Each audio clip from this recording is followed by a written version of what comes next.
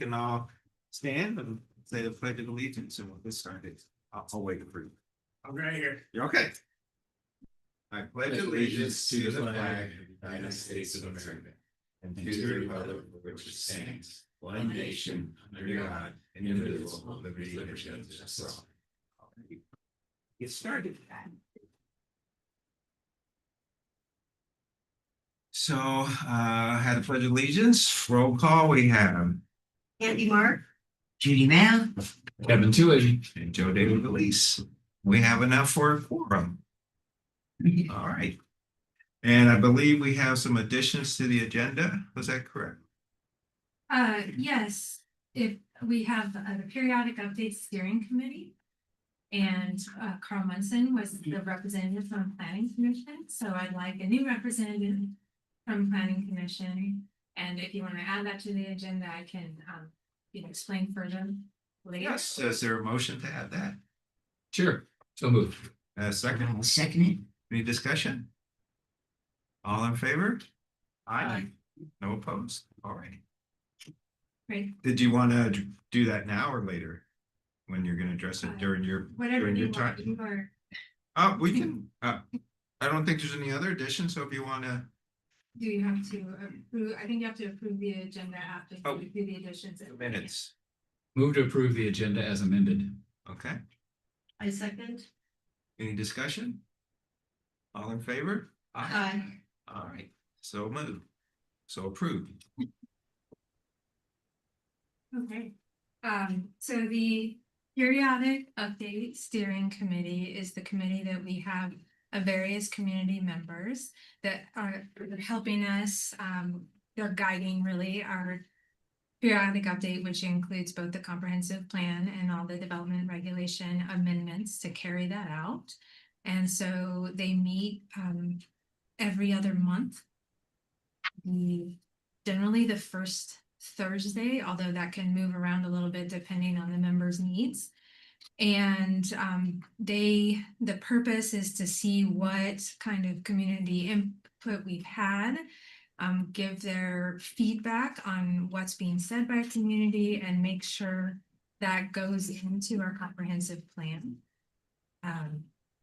And as the process continues, they'll be reviewing each piece of it and they make suggestions on how to engage our community and they participate in engagement activities we've had and will have. So for instance, I know that you're not on the committee, but both Kevin and Judy had participated in outreach at Farmers Market and Yokes and Silver Cafe, to outreach to the community. So it's not a huge time commitment, but it is a meeting every other month and you generally get some homework for that and to prepare. And it's just a 1 hour meeting now. And then potential, community engagement activities and that's sort of in the air for what that could be. So the next one coming up, which we already have the people that will participate in that one, so you don't have to worry if you're interested in being a member. So we're having a Facebook Live event. I'll announce that right now, December 10th at 6 p.m. We're having a Facebook Live event where we're going to have 3 of the committee members and the mayor have a little 30-minute Facebook Live about community building. So that is one of the several outreach opportunities we're having. Are there any questions about, not sure I gave a very clear and comprehensive explanation. One of the members, correct? Pardon? One of the commission members. Correct. So who we have on it, myself, Sunny, the mayor, and then we have representatives from City Council, Planning Commission, Parks Board, a member of Reimagine, representatives from Lakeland Village and Eastern State Hospital, the school district superintendent, and a gal representing the wellness center. I feel like I might be missing a couple people, but trying to keep a well-rounded committee to with our. And do you need that person to volunteer tonight or? It would be nice for the commission to make a decision tonight. The next meeting is Thursday, December 4th. So the next planning commission meeting is after that, so it would be nice if someone volunteered Is and it o- everyone agreed. Is it okay we do that without our newest member that joined? Okay, that's Cindy. So is anybody here interested that wants to do it? Not, I wouldn't mind. I think you'd be perfect. Me too. I make a motion. Does that have to be a motion or just It's probably a good idea to make a motion since it is an official I am representative. interested. Yes, make a motion. What's that? I'd make a motion. Very serious voice in the sky. Second that motion. Any, all those in favor of Joe David Belize being the planning commission's representative, say aye. Aye. Oh, I forgot to ask if there's discussion, sorry. Any discussion? No. All those in favor? Aye. So approved. Great, thank you very I will much. be your next volunteer. You'll be getting more email. More emails. Can I ask Elise a question? Facebook Live event, how do you get on that? I mean, how do you get on it? As a spectator? Yeah, as a spectator. Yeah, so we have Is it on the city's website? It's on the city's Facebook page and there should be a button come today. It happens.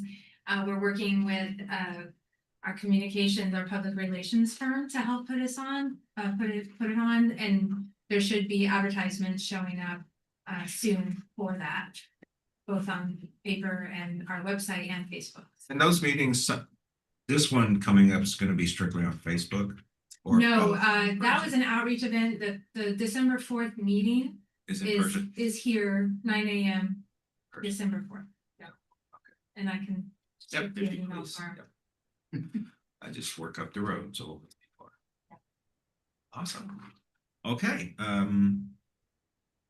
now our next item is interested citizens. Do we have anyone online, anyone in the audience? Okay. Let's see, approval for the minutes from October. Oh, go ahead, Roxanne. Oh, I'm sorry. I was supposed to acknowledge receipt for the email from Mrs. Roberson that was dated today at 1:28. So we have received it officially. Thank you, Roxanne, for reminding me. Our next item is approval of the minutes from October 16th, 2025.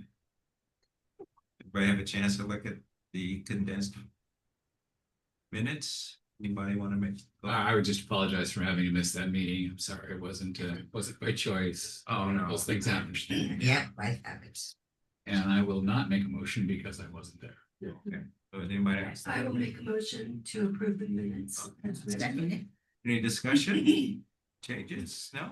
All right, all those in favor? Aye. So approved and moved. We got a second there. Yeah, we got it. I second. Judy. Okay, sorry, it was just a little crosstalk. Thank you. All right, and now we have staff reports. Lisa, you're back up.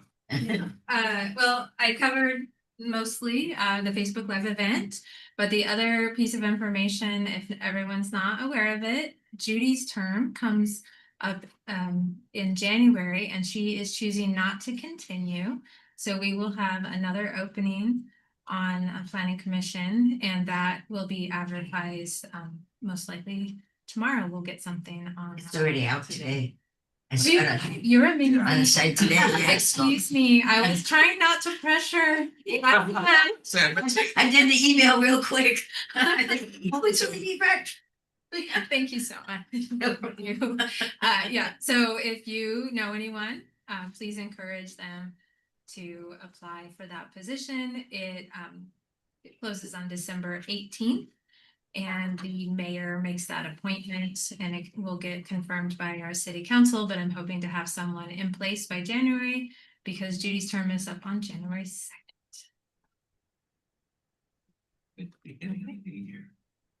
All right. So next is scheduled items. Just want to hang out. Yeah, it's a one-person show, unfortunately.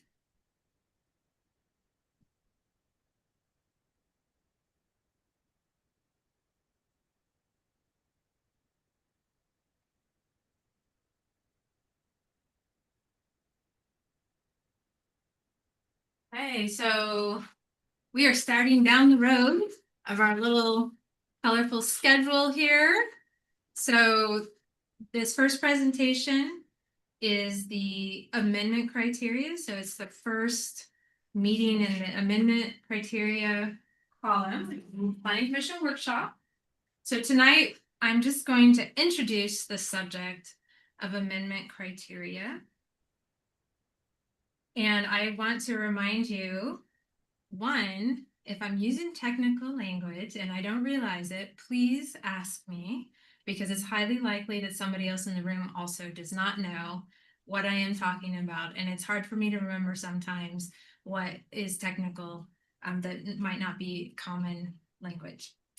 The second is I want to remind us why we are doing all these things, because we have the periodic update that is mandated by the state, but in reality, we're doing all these things because we care about our city, and not just because we're being required to, because if we were being required to, we would just quickly go through our code and make the mandatory changes and ignore everything else. That's not what we're about. So we are doing this because we want a clear, well-organized, enforceable municipal code that adheres to state law while reflecting our community values. And I'm going to say that over and over. So by the end of 12 months, you can all recite it back to me. We're starting with amendment criteria because this is what every other amendment you'll see in the next 12 months will be based on. This is the criteria you'll be using to evaluate all the proposals that come in front of you. So when I talk about amendments in this particular setting, we're talking about our comprehensive plan, our development regulations, which is our municipal code. So there's things get thrown out there. You'll hear the word ordinance. You'll hear zoning ordinance, critical area ordinance. All those are code language that got put into our municipal code. Those are also referred to as development regulations. And then the zoning map, which is sort of a standalone, but works with both the comp plan and our development regulation. So when I'm talking about amendments, that's what I'm talking about. So right now we have chapter 17.56 talks about amendments to any of those. And the chapter was updated in 1999, most likely for the Growth Management Act. So growth management came into effect in the 90s and all the jurisdictions scrambled to get everything on the books. So that's when it appeared. For the most part, it has not been amended since then. It has one set of criteria for all amendments, and it is not easy to apply. We have had to do it twice already. We had the shipping container, which was a private application, and we had the process changes last year that we had to use that approval criteria to try to evaluate, and it just really is not adequate, or even sometimes it's just difficult to even understand how it would apply. And so I mentioned that the process that changes we went through last year. So you probably remember, if you were here, that the state had us make some changes about timelines. So when we get applications, we have mandatory timelines. We must have a decision made within X amount of time. So we made changes to our code, but because we're trying to make a better code, we streamlined processes. So it came down to 4 process types rather than finding processes throughout 4 different titles.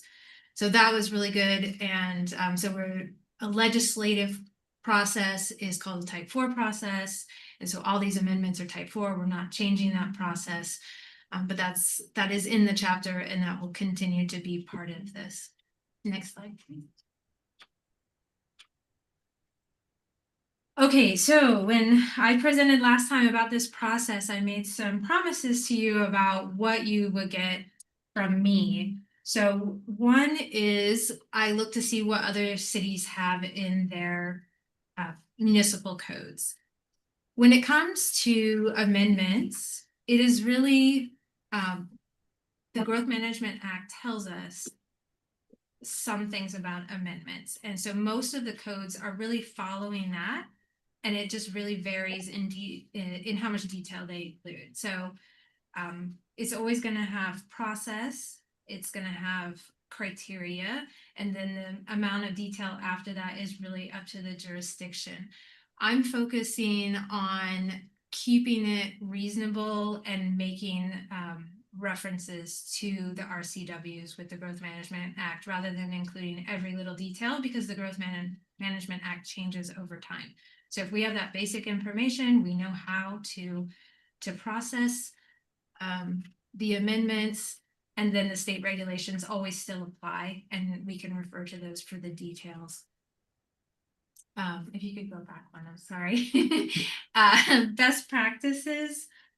As always, like provide clarity, predictability, transparency, and consistency. So anytime we're reviewing anything, in this instance, it's legislative, but when we do our quasi judicial, we always want to have these things in mind. So you as reviewers, us as administrators, and the public are very clear on what the process is and what to expect and what the role of everyone is.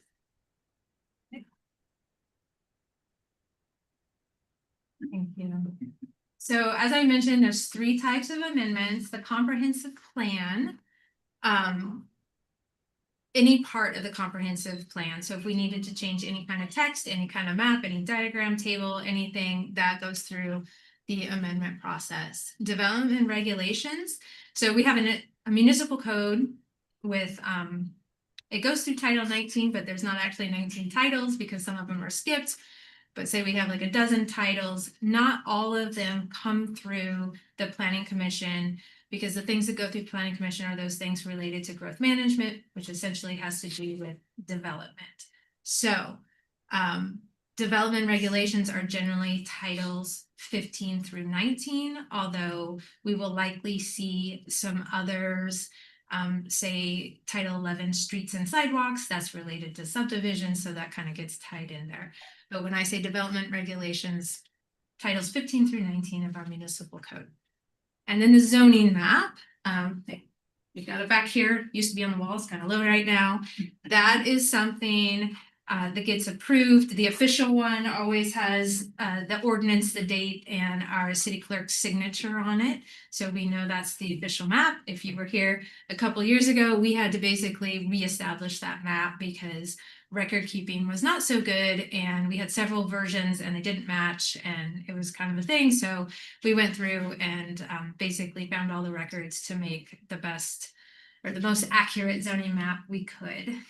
You can find that on our website. There's an old version in our comprehensive plan. You'll see a new version when we come out with our future comprehensive plan. So when it comes to comprehensive plan amendments, there are basically 3 types. The GMA says that we must update our comprehensive plan every 10 years. And that is with changes that we've had in legislation, new rules, that is looking at forecasted population, which we receive from the state. It goes to the county and then we get our allotment. It has to do with housing, and that's basically the basis for where we start our comprehensive plan. And that's mandatory every 10 years. We are allowed to do other amendments no more often than annually. So we cannot go in just whenever we feel like it. We must do an annual process, and we must consider all of the amendments at once. So they could be city initiated, they could be privately initiated, but we have to look at them all at once, one time a year, and run through the process all together, looking at those comprehensive impacts of those potential amendments. The third is exempt amendments, and there's a list in the RCWs of exempt amendments, things like emergencies and new sub-area plans. There's a list, maybe a half dozen of those. It's not as likely that we'll ever have to deal with an exempt amendment, but those are there that we can do any time of year, as often as we want, as long as it meets those standards of the RCW. next week.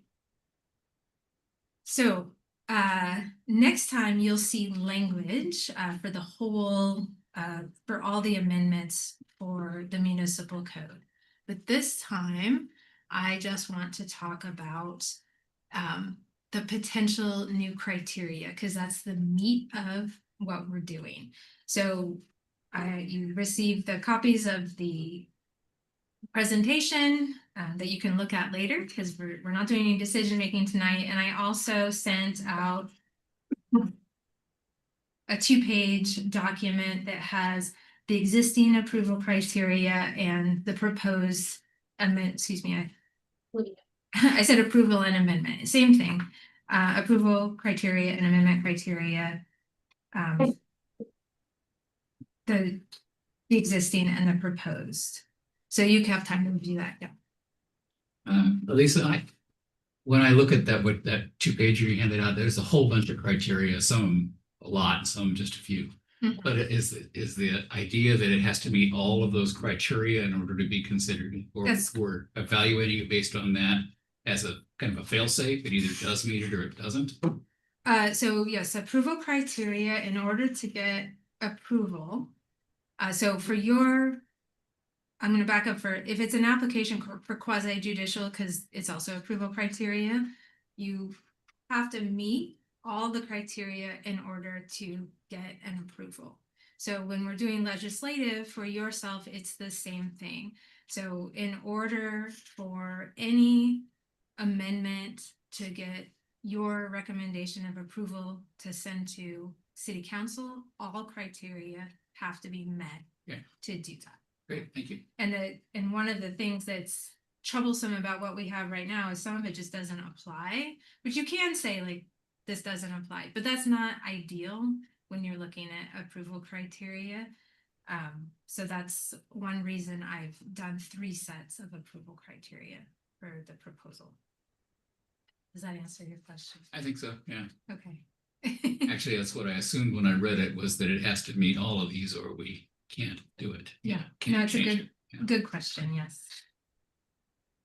So, the comprehensive plan amendment criteria. The first thing is always, it has to be consistent with the provisions of the Growth Management Act that guides basically everything I do as a planner. It guides all planning in this state. So that's the most important. The second is, this is also from the GMA, we have Spokane countywide planning policies. And I am on a technical committee that advises for these. It goes through an elected officials committee and eventually gets to the county board of commissioners. So they're the ones who actually adopt the Spokane countywide planning policies, but all jurisdictions participate in the creation of that. And it aligns with the Growth Management Act, and it provides a little more detail, a little more specificity for Spokane County. So we always have to make sure that we're in line with those. And then depending what the amendment is, this round that we're really planning to replace our comprehensive plan, because right now it doesn't provide for what we need for our community. We can do better. So we're replacing the whole thing. But for number 3 on this slide, the proposed amendment should be consistent with other sections. So in the future, we might just be changing one section, not the whole thing. So it needs to be consistent with the rest of the plan, the strategic plan for the city, and the capital facilities plan. So those, we're making sure it's consistent with all these items. So your job as the planning commission, I provide a staff report, showing how this is done, and you have to look at that critically and determine if what I have said is correct or incorrect in order to make that recommendation to city council. And I think I mentioned last time, the goal is always for a recommendation of approval. Like we wouldn't be going through the process if not. So how can we change the proposal to meet these criteria is the goal when we're looking at legislative that's initiated by the city. You can say recommend denial. That's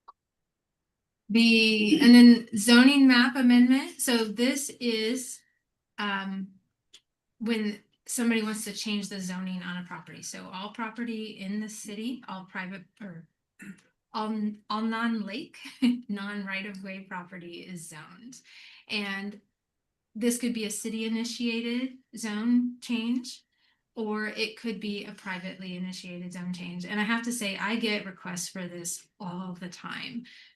People call and they want asked to do something, and I say that is not allowed by our municipal code. The very first question is, can I do a zone change?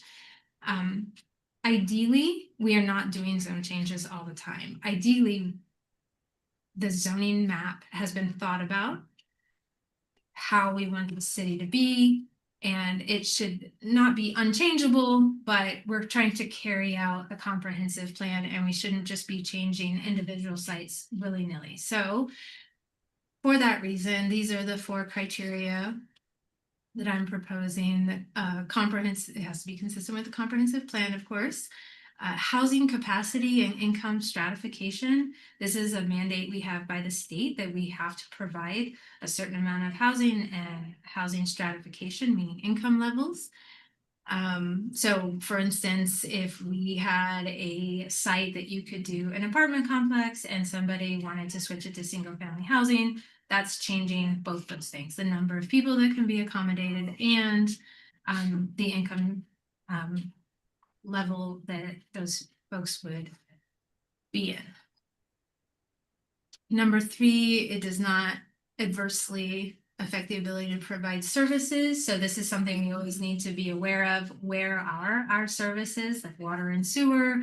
Are we proposing something somewhere that would be very expensive to serve and either costly to the city or unlikely to ever get developed because it needs a new water main that would cost millions of dollars and nobody's ever gonna do that. So it's kind of a false zoning.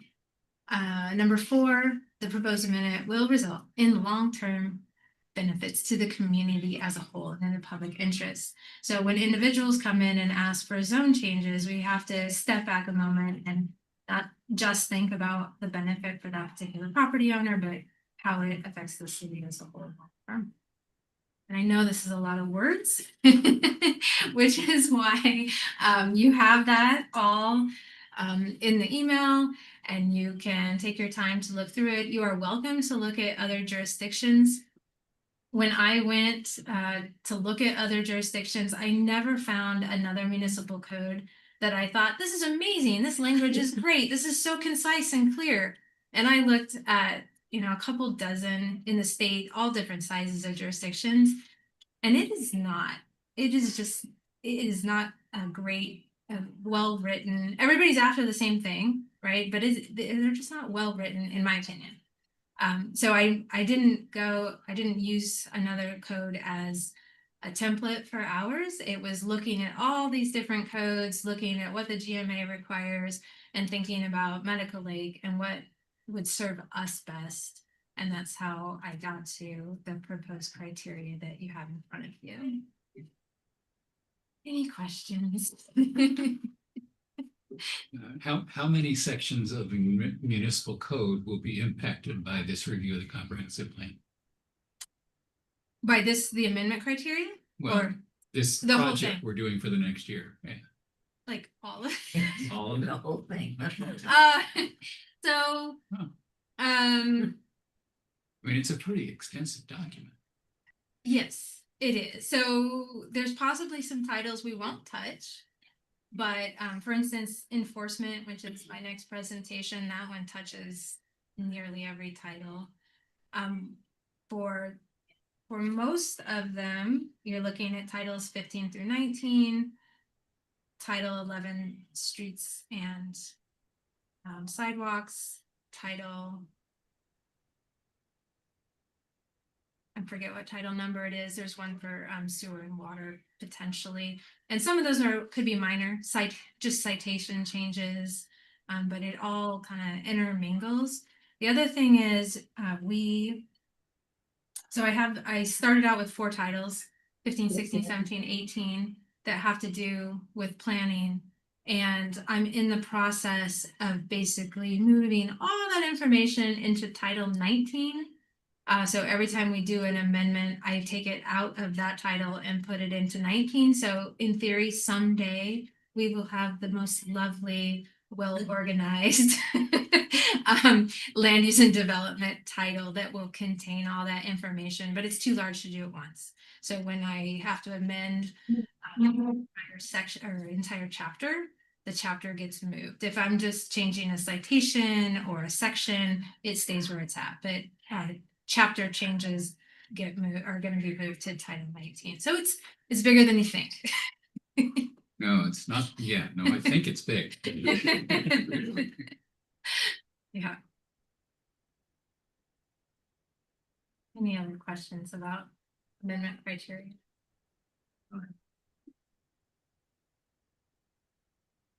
Reach out anytime. Happy to talk your ear off about it.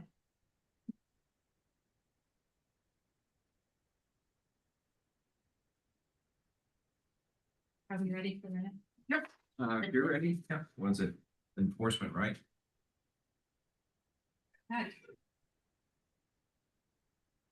Look away. Are we sleeping yet?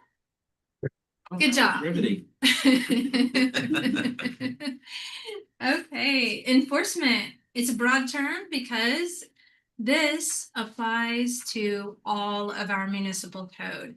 And so for this particular amendment, you will not be having a hearing nor making a recommendation because this is not development. It is not regulated under the GMA.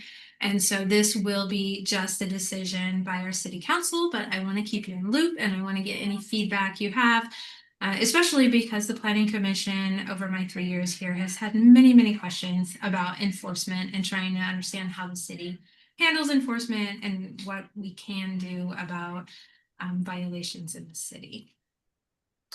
So once again, why are we doing this?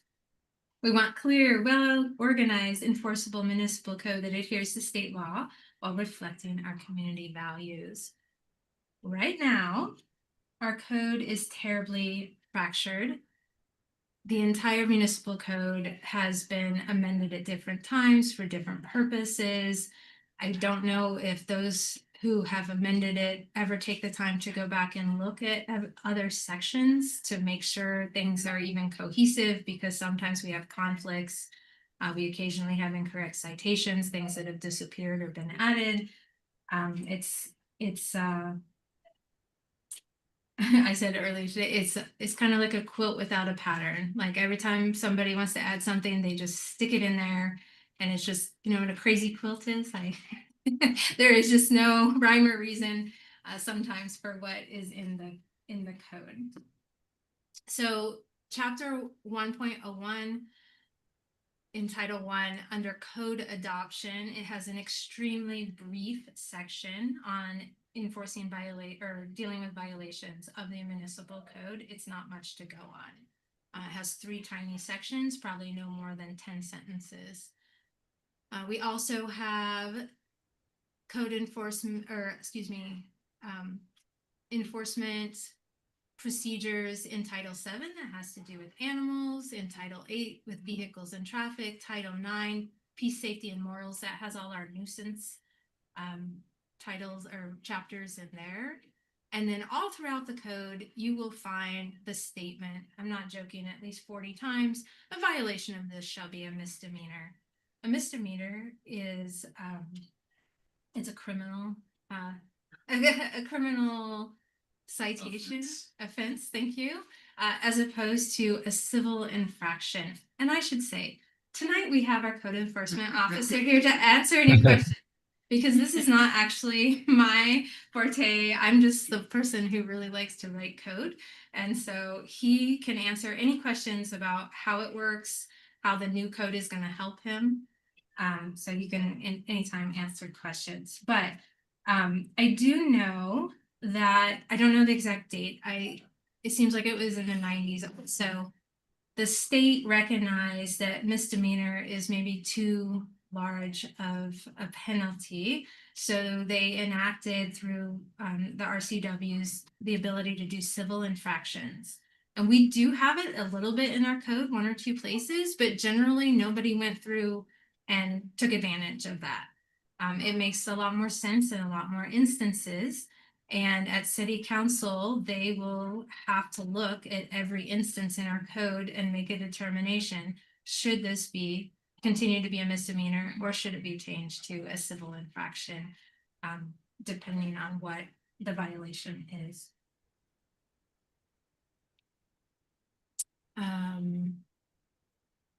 The other thing about you asked about what would be amended. So the new language will be in Title I. It will apply to our entire municipal code, and there will need to be citations throughout, removal of old citations, adding new citations, always pointing back to Title I. So best practices. We want a singular, clear, comprehensive, and objective approach to enforcement. Right now, it's quite challenging for our code enforcement officer. He doesn't have a full set of tools to use.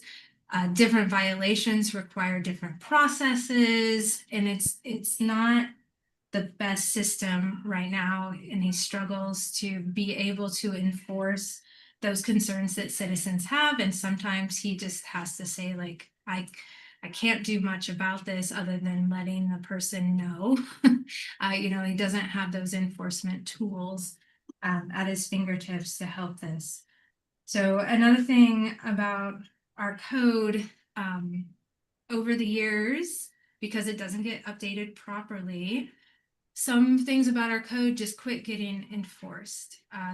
So that's not a good practice. We should either be implementing our municipal code or we should change our municipal code. So we want to make sure that when we enforce, that we have all the regulations in place to do that and all the tools that are needed, and not rely so heavily on state regulations to try to get what's needed for our community.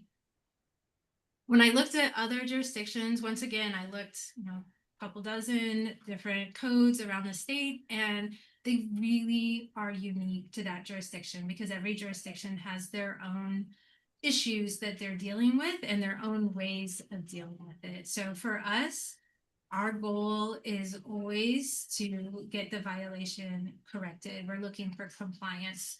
We're not looking to hand out or give fines or penalties. We want compliance ultimately is what we're looking for. And so that's how our code is written, is for our own jurisdiction and what works best for us. Relationship to the comp plan, there is, because we have the plan, the regulations carry it out, and the regulations aren't much good unless we enforce them. So it could be anything from, trash in a property. We all have had many discussions about we would like to see pride in ownership and people take better care of their properties, all the way over to a wetland that is being filled in or drained or something like that. So it's a wide possibility of what enforcement means in our code, but we will not treat all these with the same process and have tools to deal with it that are appropriate to what the violation is. State mandates, yes, because we are mandated to implement our comprehensive plan, and that includes enforcement, and it's actually spelled out in the RCW. So yes, enforcement is mandatory. So our enforcement process. This is what we would like to see. So right now, our code enforcement officer pieces this together. We're trying to make it formal. So one, validate the violation. So we could have a citizen make him aware of something that they believe is in violation, or a city employee, including himself, could see something that appears to be a violation, and his first step is to validate, is this in fact a violation? And he can explain that process to you further. So right now, he can do a violation notification, and there is the potential for civil infraction, and that is like a ticket, right? So it could be a parking ticket. He can also use it for bigger things you wouldn't think about getting a ticket for. I'll explain that a little more later. The other option is stop work order. This is when there's existing permit or something that if you don't stop, it's going to get worse. So if somebody just has trash in their yard, nothing's going to go badly, right? If they keep the trash in their yard a little longer. But if you're building something that's too close to the property line, the more that's built is more to remedy in the end. So you would get a stop work order. You could get it for building code or planning code generally, or planning zoning code generally speaking, right? So it also critical areas fall in there, but setbacks, heights, things like that, potential uses, things like that. So it's a wide variety. Work without permit. So if you should have a building permit and you're doing work without a permit, generally our building inspector will stop by and say, you need to come and get a permit. If they don't, they're going to get a stop work order because they need to stop what they're doing. So we know that it's legal what they're doing, and we're ensuring fire life and safety in those situations. Next slide. Okay. So violation notification, which is a letter, or a stop work order, which is also a letter, but generally gets something physically posted on the site that has the issue. That gets delivered. So I'm talking about like what we're hoping to have our code say. So that notice gets delivered, whether by mail or in person. And then generally speaking, three things can happen. One, the violation can get corrected quickly. And then our code enforcement officer would verify that it had been corrected and provide a letter saying that the violation had been corrected and there's no longer an issue.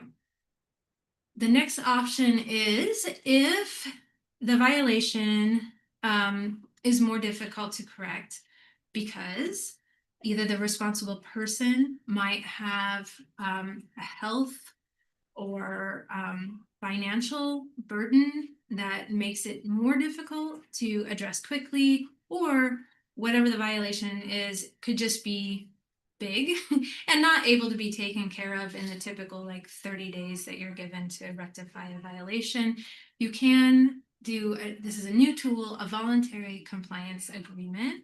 So basically the two parties, meaning the responsible person and the city, come together, have a formal agreement that is signed by both parties. This is how we're going to address this violation, and this is the timeline that we have to address it. And for that, once again, either it gets remedied, the code enforcement officer writes a letter of compliance saying we're all good, or the responsible party does not adhere to the agreement and a civil infraction would be issued. And that is essentially a fine, and I'll explain that on the next slide. But if we go back, sorry. If the responsible person receives the notice and they do nothing and they're given a timeline, right? And like I said, our goal is always compliance. So typically the code enforcement officer tries to reach out, he wants to give them as much as possible, the best chance possible to rectify it, contact them, maybe call them, but give them the best chance to do it. But some people are just going to ignore him, ignore the letter. And so if that's the case, if nothing's being done, no response, then he can also do a civil infraction. Now, next slide, thank you. Okay, so civil infraction, like I said, could be it's literally a ticket. It could parking is what we think of it, but it could be for many things. And once that ticket is issued, it's actually out of the city's hands. It goes to the court. So, and Dave can explain that further if you have any questions about it. But basically, he issues a ticket, and it's like a parking ticket. You could just pay it, right? You could not correct your violation, and you could just pay it. The best case scenario is you get the ticket, you pay the penalty, and you also think, okay, they're serious. I'm gonna fix it now, right? Before I didn't think they were serious. Now they're serious. I don't want to have to pay again. I'm gonna correct my violation. They also could just pay the penalty and not do anything for whatever their reasoning is.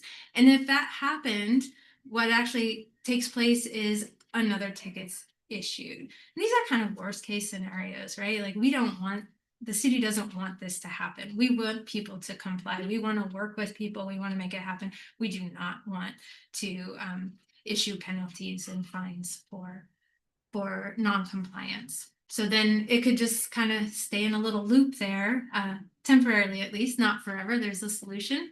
But if they just want to pay the penalty and not do anything. The other option is that they disputed in court, just like a parking ticket or a speeding ticket. You can go to court and say, we don't feel like this is correct, or they can say, we have corrected it and we don't want to pay this. So the court decides what to do at that point. And it's really quite complicated, and I'm really going to depend on Dave for a further explanation of that. But it can get messy, and it can kind of be circular. Eventually, if things don't get corrected in court, or they just keep paying the penalty and not correcting, we can have our legal counsel make a request for a judicial abatement. So then at that point, somebody else has to explain this. Like basically, like we make the abatement happen, and the responsible party pay for what we've done because they wouldn't do it. This is the worst case scenario, but it could happen.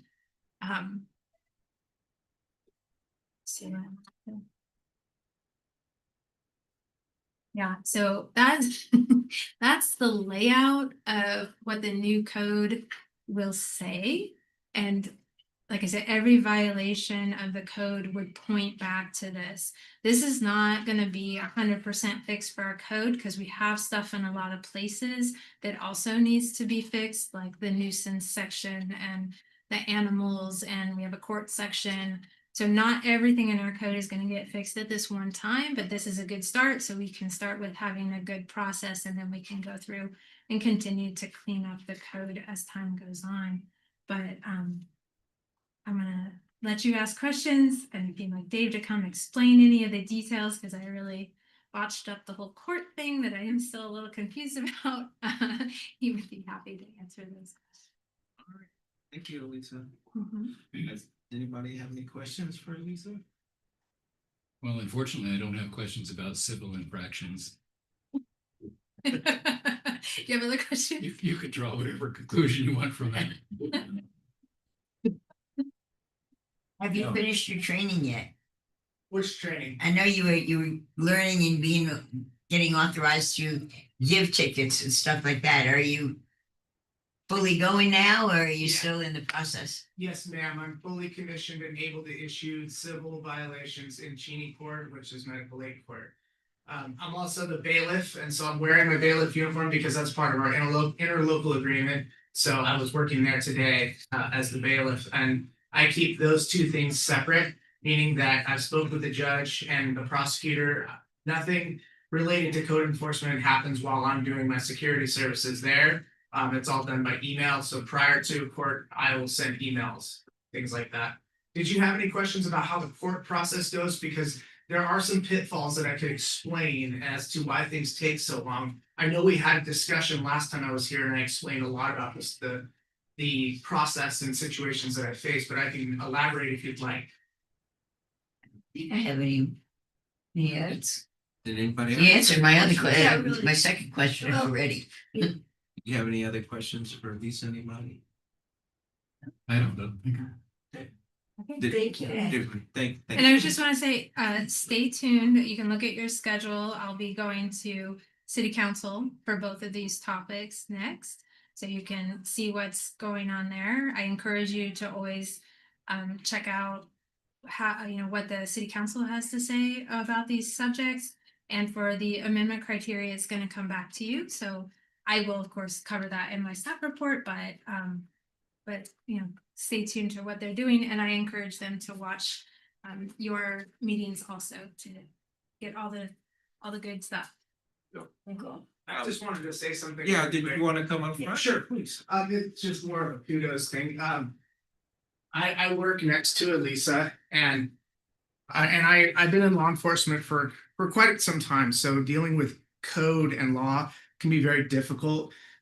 You typically don't quite grasp it until you have your bar card in your hand. And sometimes even being a certified lawyer, there are still difficulties with law and code and things like that. So I just want to say how lucky we are to have Elisa, because most planners aren't that good at code. She's got this special talent and it makes it easy for me. And we wouldn't be at this point to have a Title I in process unless Elisa happened to be who she is. So we're very lucky because I have someone to lean on and Sunny has someone to lean on. This is not easy to understand, kind of make sense of the code. And in the condition that it's in, it is definitely in need of some work, significant work. Once Title I is set and we're done with it, it'll help us to go backwards and fix the other areas. If you were to search police in our code, you'd see so many pages that are referencing a police department that does not exist.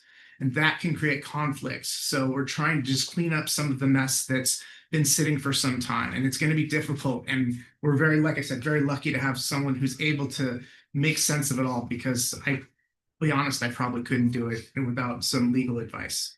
So that's all I wanted to say. Thank you. Yes, sir. I just want to make sure, did anybody else have any questions for Dave, right? Yes, sir. No. Thank you. Yeah, we'll keep working hard on it. It's going to be a process, but we'll get there. And thank you for your support. Yeah, thank you, Dave. I do have a question, I'm sorry. I was looking through her to try to find it, so I don't see Title I in what she just did. I see chapter 1.01 code adoption, but I see 7, 8, 9. Yeah, so chapter 1.01 is in Title I, Okay, and there'll be a new chapter proposed. And just as a shortcut, we've been saying Title I, so I apologize for that confusion. But the new chapter will be in Title I. Yeah, and we will, the current chapter 1.01 might have something that needs to stay there, but there'll be a new enforcement chapter. So everything will point to that new chapter. And we're going to have those new tools. The voluntary compliance agreement is something that I think could be useful going forward. In the past, I tried to work on creating a code that was related to vegetation. So if you look at other municipalities, they may have code related to how high the grass in your yard is allowed to grow before that's deemed a nuisance and could eventually dry and become a fire hazard. My process didn't go as well as I wanted it to, but now that Title I, or when Title I gets codified, that may be much easier for me, if that makes sense. That type of thing, implementing new code or redesigning our nuisance code to reflect things like that. And that's kind of what I'd like to do someday, is have some things that I feel are standard in most municipalities that just aren't in our code yet. All right. Okay. Thanks, Dave. Thank you. Okay. Our next section is our public hearing. I don't think there's anybody in the audience. Is anyone online? Yeah. Anything? We don't have a public hearing on the agenda. Oh, You said a commission. oh, says none. Sorry. I just rolling right through. Okay. So, and then we will move on, pardon me, to Any comments or concerns from our fellow commissioners? Andy? Yes, I happened to look at the city council notes about Medical Lake getting a judge. We didn't have a judge before. I'm gonna let Sunny explain. Okay, Yeah, we did have a judge, in the Cheney Municipal Court, Judge Leland. We contract with Cheney Municipal Court currently. And Cheney appointed Judge Leland and then subsequently Medical Lake, because we contract with Cheney. We appointed that same judge to handle Medical Lake cases in the Cheney Court. Right. But now, we recently signed into an interlocal agreement with Airway Heights Municipal Court.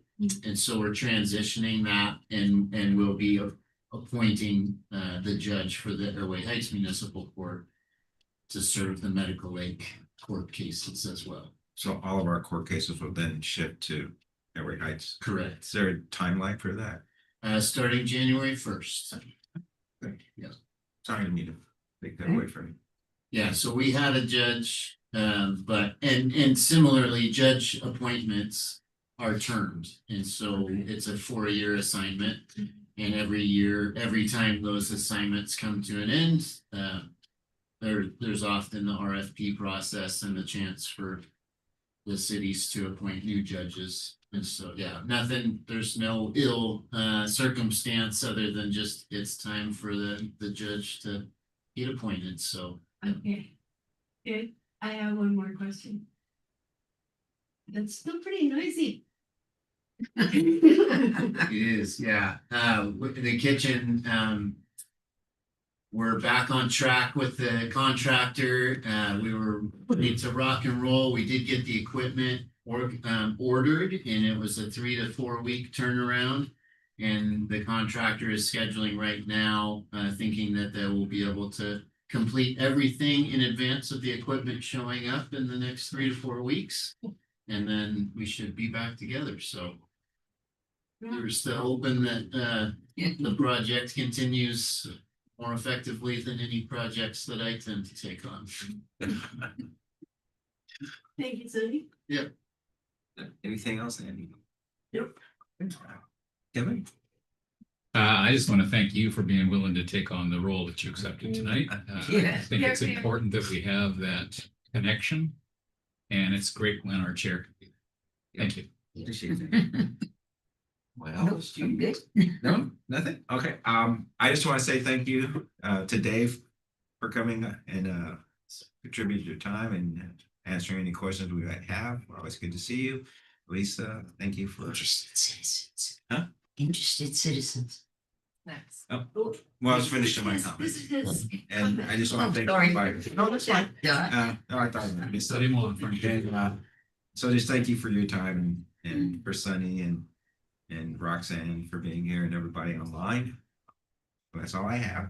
So next is our interested citizens, audience requests or comments. Does anybody out in the audience have anything, Dave? Okay, anybody online? All right. Well, then I would entertain a motion to conclude our meeting I tonight. make a motion, we conclude the meeting. You got a second? I second the motion. Any discussion? All in favor? Aye. All right, so we will close at 6:34. Thank you so much. Great night. And happy Thanksgiving.